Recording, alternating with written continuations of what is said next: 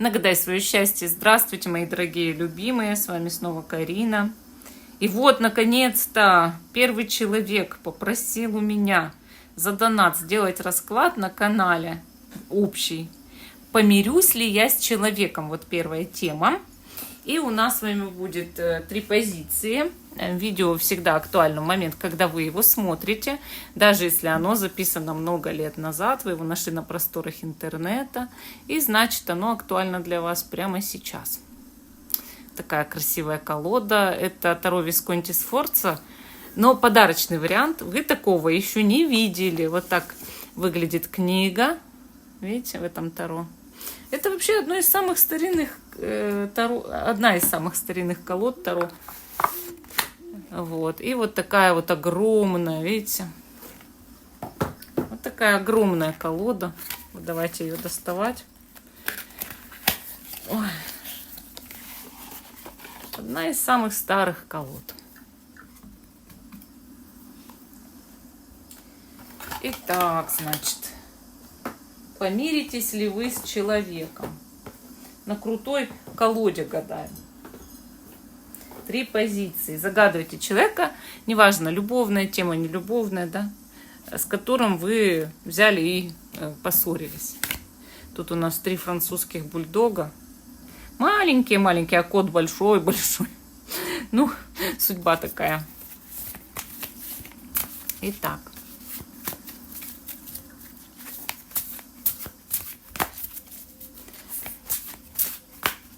Выкладываем, значит, первая карта. У нас с вами показывает, в каком состоянии ваша взаимосвязь с этим человеком. И еще раз повторю, что неважно, какая тема, любовная или нелюбовная, все-таки у людей есть всегда энергетическая взаимосвязь. И вот как сейчас эта энергетическая взаимосвязь между вами и человеком, которого вы здесь загадали, выглядит, да? И наши французские бульдоги. Тут черненький французский бульдожка, значит, такой вот серенький и коричневенький. Первый человек, второй и третий. Состояние ваших отношений, энергетической взаимосвязи отношений на сегодняшний день. И надеюсь, что все выбрали, а те, кто еще не выбрал, ставьте на паузу, выбирайте. Потом переходите на свой тайм-код, а мы начинаем с первой позиции. Помиритесь ли вы с человеком, да? Остальные я пока убираю в сторону. Помиритесь ли вы с этим человеком? И, значит, первый у нас черненький французский бульдог. И первая карта — энергетическое состояние ваших отношений сейчас. Это у нас туз мечей. Ну, туз мечей — это такое состояние вот как раз-таки праведное, да. Между вами должно быть все открыто. То есть сейчас отношения, я бы сказала, накалены энергией до предела. И, соответственно, эти отношения буквально просят, чтобы в них расставить все по своим местам, так скажем, расставить точки над «и» поговорить друг с другом прямо. Прямо и никак иначе. То есть пока вы друг от друга хоть как-то прячетесь, гаситесь там и все такое, ничего хорошего, конечно, из этого не выходит. Вам нужно с этим человеком откровенно поговорить, и просится буквально разговор, просится буквально какое-то решение для этих отношений. Карта туз мечей, она такая, что уже накалилось все до предела, что уже меч может разрубить даже такую взаимосвязь и такие взаимоотношения. То есть они настолько, как сказать, в них что-то так накипело, да, что по-другому уже невозможно. И вам нужно вот это тоже как-то учитывать для себя, потому что видно, что еще немножко все вообще лопнет. И нужно будет начинать по-новому, с нуля, заново, как угодно, но как было, продолжаться как бы и не может. Нужно принять какое-то окончательное решение. Что-то здесь как претензия идет на сегодняшний день. Одного человека не устраивает что-то в другом человеке. Ну хорошо, давайте, значит, с вами посмотрим. А как относится этот человек к вам? Неважно, любовная тема, не любовная, но чувства-то все равно у человека как бы любые, но есть. Один человек всегда что-то чувствует другому человеку, даже если это сотрудники по работе или родственники, естественно. Поэтому посмотрим, а что по отношению к вам этот человек ощущает сейчас. И мы здесь видим карту тройка жезлов, да? А вот тут интересно, мои дорогие. Почему? Потому что это очень положительные чувства. И человек здесь строит планы на будущее с вами. И надеется на самое лучшее. Поэтому я бы сказала, что хорошее к вам отношение у этого человека. И он считает, что это отношения просто сейчас терпят трансформацию, но они пойдут вперед. Оптимистичное такое отношение, да, к вам. И работаете ли вы вместе, или там дружите, или любите друг друга, или родственники. Но человек считает, что эти отношения должны развиваться, вы должны общаться, вы должны нормально друг с другом коннектить, что все должно наладиться и быть хорошо, чтобы все было хорошо. У вас, мол, есть общее будущее, общие планы, которые вы новые строите. Человек смотрит с оптимизмом. Вы этому человеку нужны для жизни, для общения, для взаимодействия. Понимаете? Вот нужны и все тут. То есть нет такого, чтобы человек от вас взял и отказался, как от личности, вот, с которой было взаимодействие. А скорее, планирует общение дальше. Хорошо. Как вы ощущаете, что к такому человеку? А вот здесь у нас королева жезлов, да? Карта, конечно, показывает то, что тоже идет очень положительное отношение вас к этому человеку однозначно. Нет такого, чтобы вы этого человека бы как-то ненавидели, как-то бы презирали. А наоборот, вы тоже довольно заряжены энергетически к такому человеку, да? И здесь видно, что вы готовы идти навстречу, вы готовы как-то общаться, да? Поэтому я считаю, что у вас очень много даже энергии, что у вас очень много позитива внутри по отношению к данной личности. Поэтому переживать вам, конечно же, здесь не стоит. Вы нормально относитесь друг к другу. Может быть, если это у нас с вами, значит, тема, допустим, любовная, да, то вы друг друга любите. Если тема, рабочих отношений, хорошие друг к другу очень даже отношения идет. Прекрасные. Все хорошо, да? Тогда давайте посмотрим, значит, с вами препятствия. То есть, какие главные препятствия или проблемы мешают примирению с этим человеком.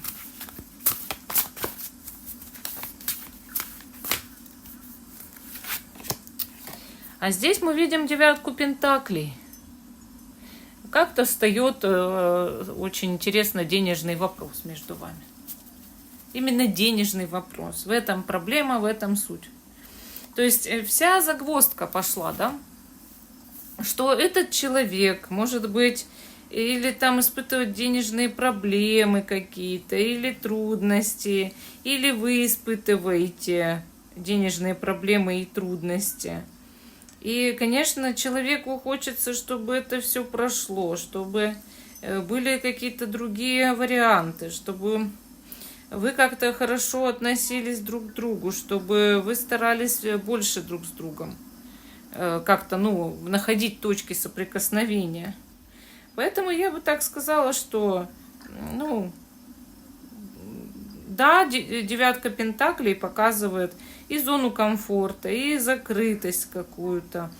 Каждый в своей может находиться в зоне комфорта и тарелки, да, в своей тарелке. Но, с другой стороны, что видно, что, может быть, пора выходить из этого и пора работать над собой. Так бывает, да? Так бывает. Ну, значит, что еще хочу сказать здесь по девятке пентаклей. Если вдруг там вы прищучивали человека из-за того, что он вам должен денег, то, конечно, это очень большое препятствие между вами, которое, конечно, пора уже решать. Если же, допустим, так было, что этот человек вас прищучивал из-за денег, пора отдать ему эти деньги и все, да? И все между вами как бы наладится и разрешится. Если дело в работе, может быть, человек не выполнял рабочие обязанности, ну, конечно, нужно как-то научиться это тоже все преодолевать и убирать, да? Но вот карты-то четко здесь показывают, что вы же относитесь друг к другу хорошо, значит, нужно по-другому, значит, нужно вот как-то делать так, чтобы просто... Сова пролетела. Чтобы просто вы говорили друг другу прямо обо всем и вели себя как-то вот так более, значит, лояльно друг к другу. Ладно, значит, дальше смотрим. Совет, как себя вести, как действовать, чтобы способствовать примирению. Я говорю, денежный вопрос, он часто ссорит людей.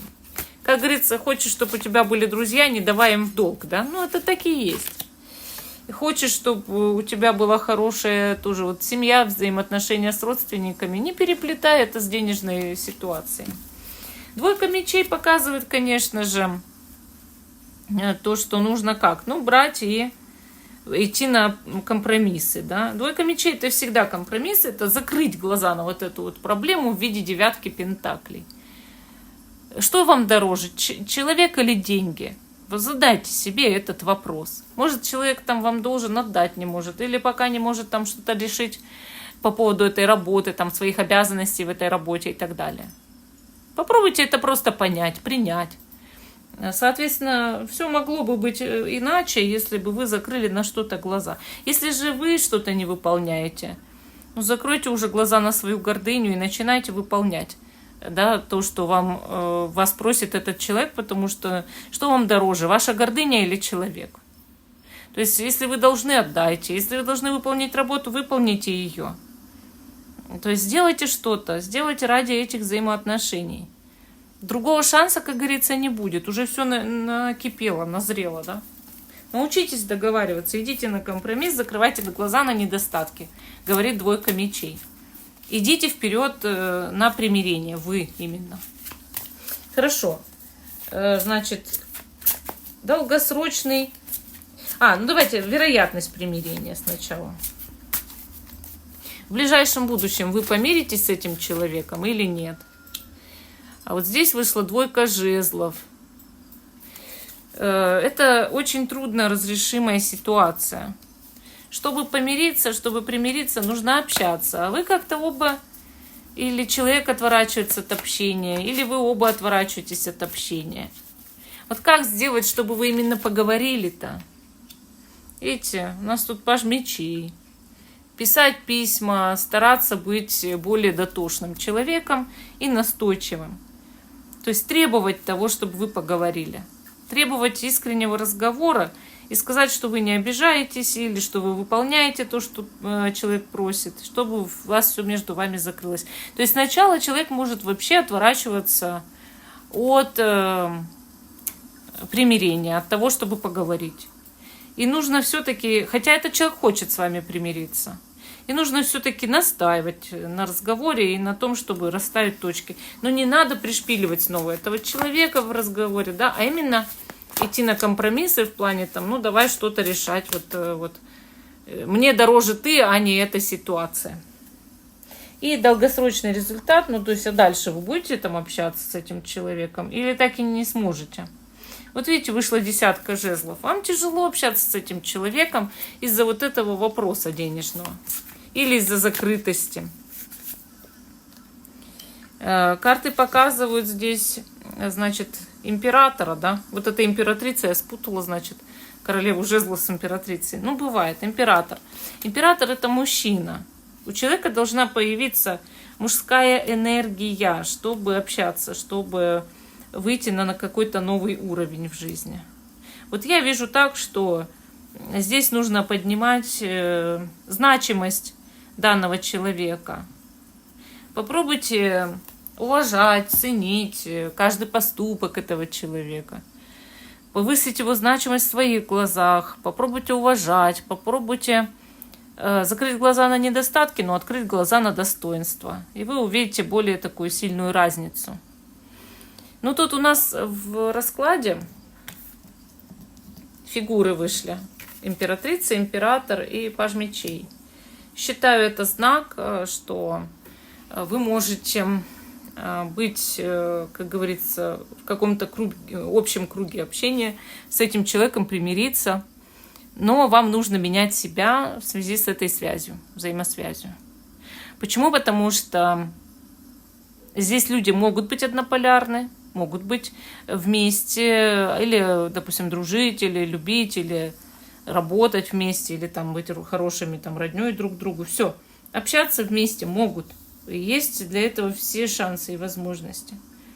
Но сначала нужно вот немножечко как-то научиться более лояльности. Вы очень много замечаете недостатков. Попробуйте этого человека немножко возвысить даже в своих глазах. И вы увидите, с ним образовывается хорошее объединение. И даже еще кто-то в этом объединении есть, не только вы. И не только этот человек. Ну, вот такой у нас ответ по первой позиции. Есть шансы помириться, но действия нужны именно как будто с вашей стороны. Вынудить человека сначала к разговору. Вот так. Идем к позиции номер 2. Тут у нас серый бульдог. И первая карта текущее состояние этой взаимосвязи, этих взаимоотношений. То есть в каком состоянии сейчас находятся эти взаимоотношения. Давайте посмотрим. Мы здесь видим рыцаря мечей. Рыцарь мечей рубит с плеча. Запомните это раз и навсегда. Он делает выводы о другом человеке и все. Злится, сердится, как говорится, готов карать, но считает, что это попранная справедливость. То есть это он справедливый. Этот человек или вы, допустим, да? Кто-то из вас один типа борец такой за справедливость, а второй не прав. И вот на самом деле, конечно, это не так. Как говорится, в какой-то любой ссоре оба неправы. Оба неправы, но здесь один человек, ну как бы вроде мужчина, считает очень неправой женщину и прям машет своим мечом. Но женщина тоже может занимать позицию рыцаря мечей, если она импульсивная, если она живет завышенным уровнем, как сказать, чувством справедливости, но эта справедливость явно не похожа на справедливость, а просто она убеждена в чем-то. То есть она такой человек, убежденный в чем-то. И она пока вот в этом убеждена, и она не может ничего сделать, пока ей не приведут все самые логические аргументы, с которыми она еще спорит до самого конца. Здесь конфликт, есть здесь действительно конфликт. Конфликт интересов, конфликт, значит, межличностный. Ну, как будто один очень сильно давит на другого и обвиняет. И прям праведным гневом горит этот второй человек. Праведным гневом. И прям таки карает, и прям мстит, и даже может и обругать, и все-все-все. Нехорошее такое состояние у рыцаря мечей. Очень нехорошее. Это прям такая бравада.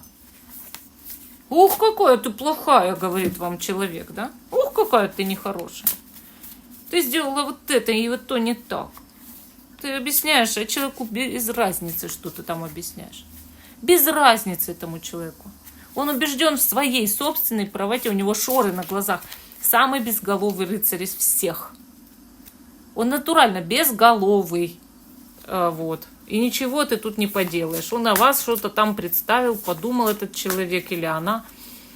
И ему что-то сказали, да, и даже привели доказательства. И все, этот человек поверил, разубедить его невозможно. В общем, на сегодняшний день это принципиальность такая. Хорошо, чувство этого человека, как этот человек к вам относится, да? То есть неважно, какая история, то ли любовная, то ли рабочая, то ли еще дружеские. Как относится человек? Ну, здесь у нас с вами 8 кубков.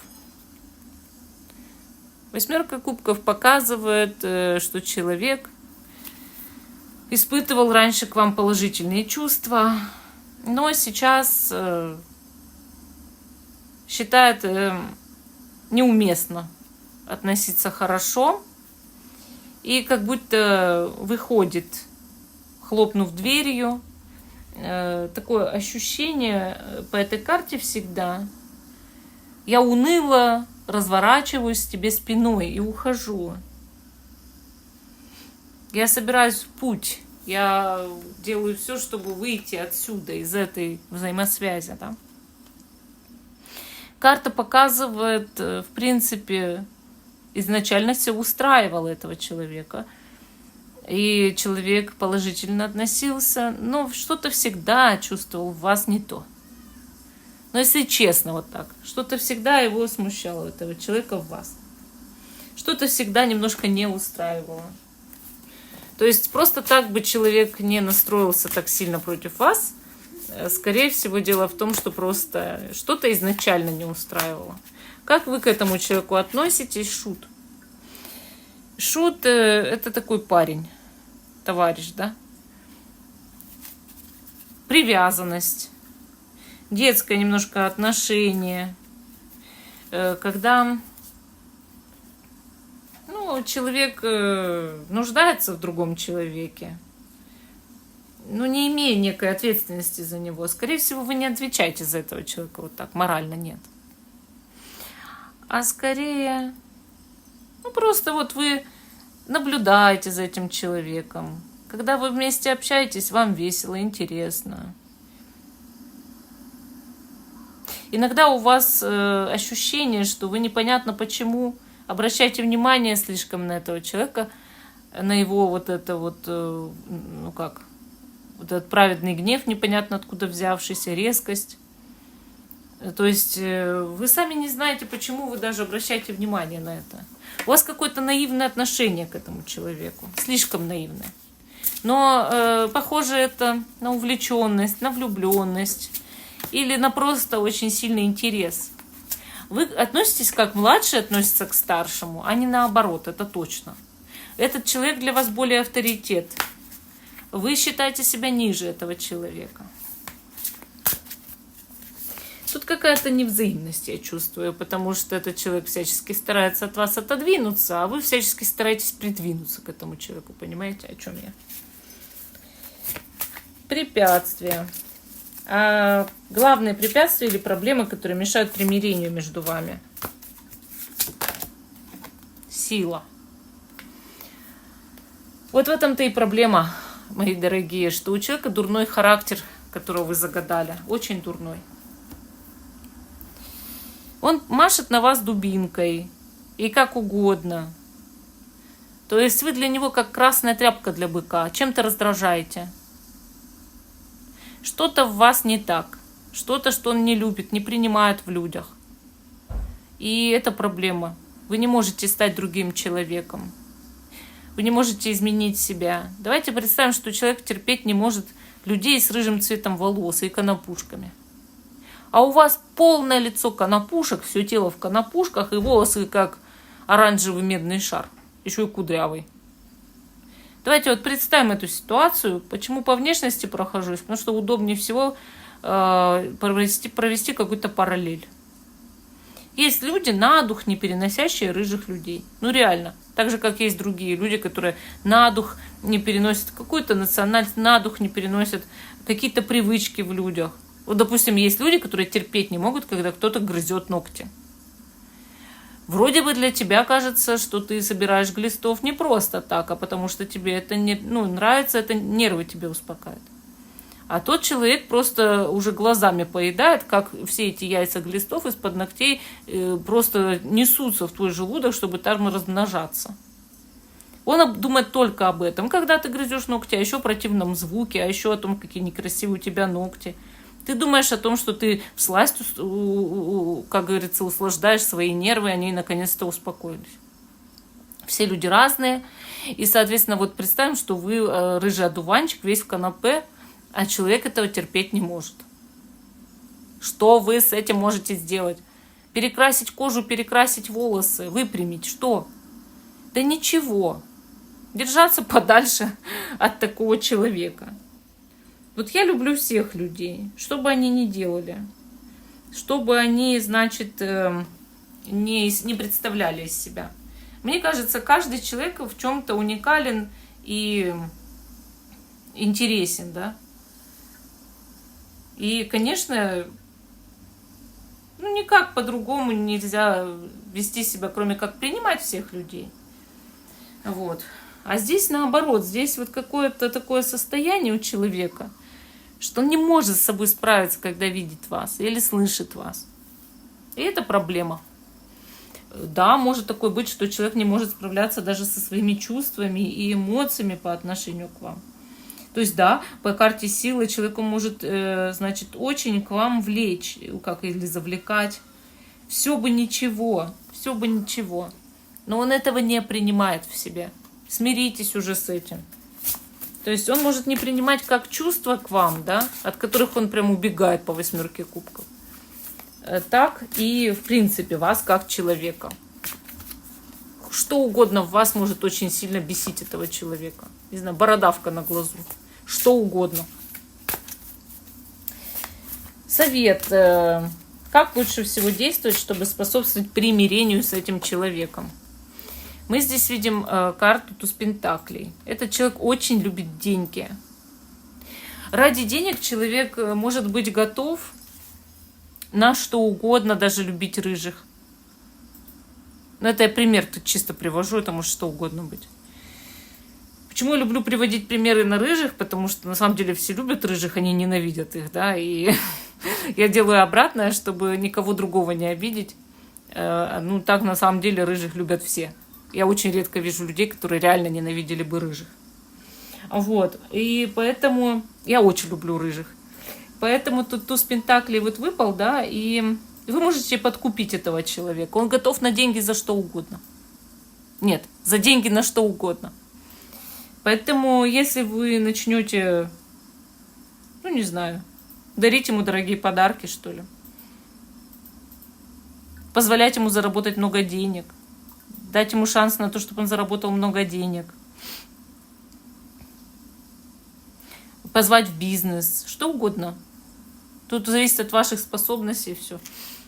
То есть поманите его деньгами, там, да, перспективой денег на будущее. Вот. Это все очень связано, да, вы и этот человек, и деньги. Поэтому могу сказать так, что если ждете рядом с собой кого-то корыстного, если хотите привлечь в свою жизнь корыстного человека, кто будет на вас обращать внимание или хорошо к вам относиться только ради денег, вот. Это ужасный характер у человека, совершенно нетерпимость к людям. Ради денег человек ужасно корыстно готов на все. Вот нравится вам это или нет? Вероятность примирения в ближайшем будущем? Никакой. 10 мечей. Никакой пока нет вероятности примирения с таким человеком в ближайшем будущем. 0. Честно, 0. Долгосрочный результат. В долгосрочной перспективе будете общаться? 2 пентаклей. Игра какая-то идет. Игра. Туда-сюда, качели. То вы общаетесь с этим человеком, то вы не общаетесь с этим человеком. То надо, то не надо. То Вася, то не Вася, да? Вот что-то в этом духе будет. То есть в долгосрочной перспективе вам придется иногда сталкиваться с данным экземпляром. Как будто от него не совсем куда-то денешься до конца окончательно. Периодически пересекаетесь, но это не более того. Вот именно так, мои дорогие. Вот такой ответ под номером 2. Хорошо, идем с вами дальше, мои дорогие. 3 позиция. Вероятность примирения. Помиритесь ли вы с человеком. Причем, еще раз подчеркиваю, тема не обязательно любовная. Да? Коричневый французский бульдог. И 1 карта – текущее состояние этих взаимоотношений. То есть в каком состоянии находятся ваши взаимоотношения в настоящий момент, неважно какая тема. 4 кубков – полный игнор. Причем самое интересное, что люди в упор не видят, что Бог им предлагает общаться, что Бог им предлагает наладить взаимоотношения, да? Но они не видят этого.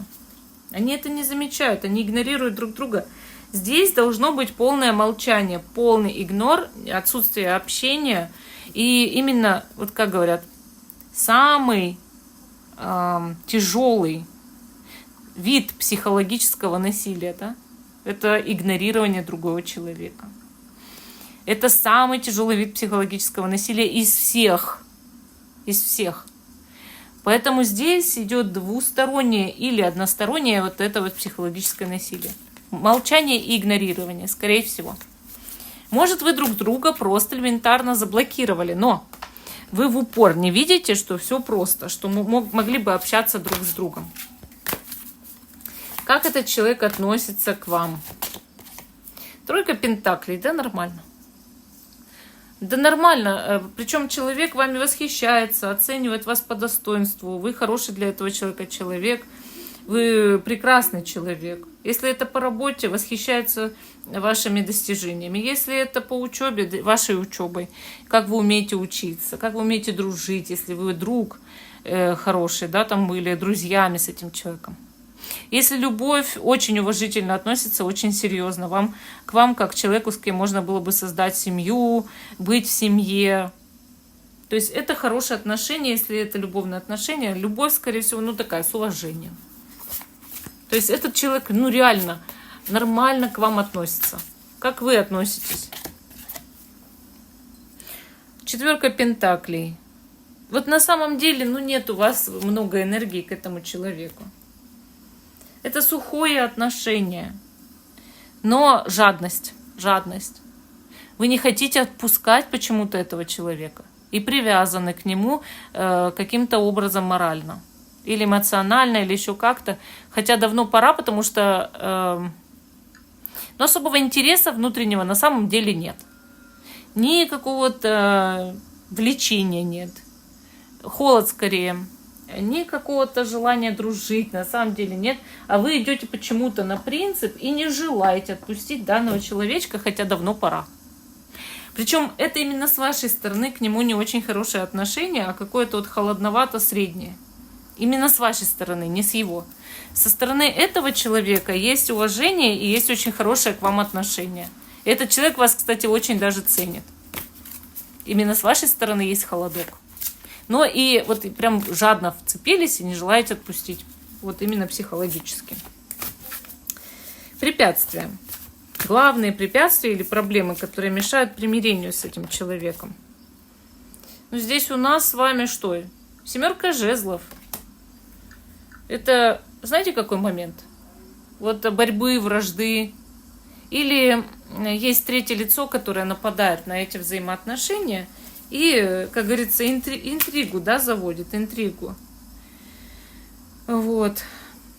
Ну, короче, так получается, что либо с этими взаимоотношениями кто-то борется, может, даже магически, либо вы боретесь друг с другом, да, соревнуетесь и ругаетесь. То есть из-за этого вся проблема, никак вас мир не берет, и договоренностей у вас никаких не получается, потому что слишком много противоречий.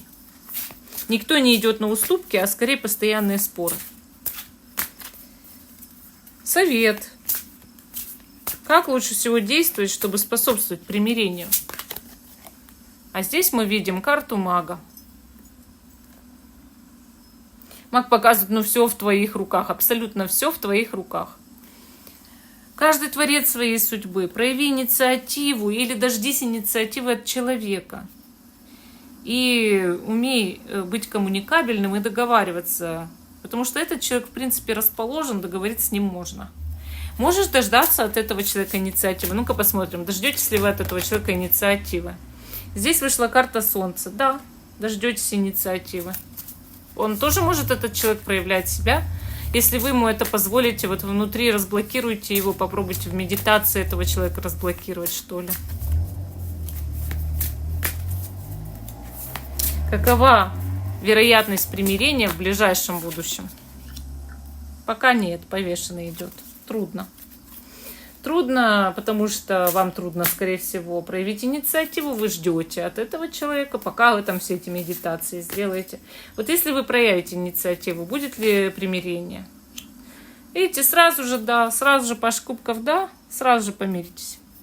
Вам нужно как-то все-таки, если вы ждать будете, то подождите. Это ваша жертва, чтобы человек сам с вами примирился. Если в ближайшем будущем проявите инициативу, человек помирится. И долгосрочный результат. Будете ли вы в долгосрочной перспективе общаться с этим человеком? Вышла 6 жезлов, конечно, да. Конечно, вполне можете общаться и победить все проблемы и трудности. Кстати, многообещающий союз, неважно какого рода. Там дружба, любовь, сотрудничество, что угодно. То есть можете общаться, вполне сочетаемые, но поработайте над своими эмоциями, которые у вас подзакрыты, вы просто держитесь за этого человека, вцепились, как будто бы, да, морально привязаны, но на самом деле нет у вас к нему такой даже расположенности, как у этого человека к вам. Ну и попробуйте не спорить, вот и все будет хорошо. Ну вот такой ответ по 3-й позиции. А всем спасибо за внимание, жду, что вы продолжите смотреть мой канал. Ставьте лайки и до новых встреч!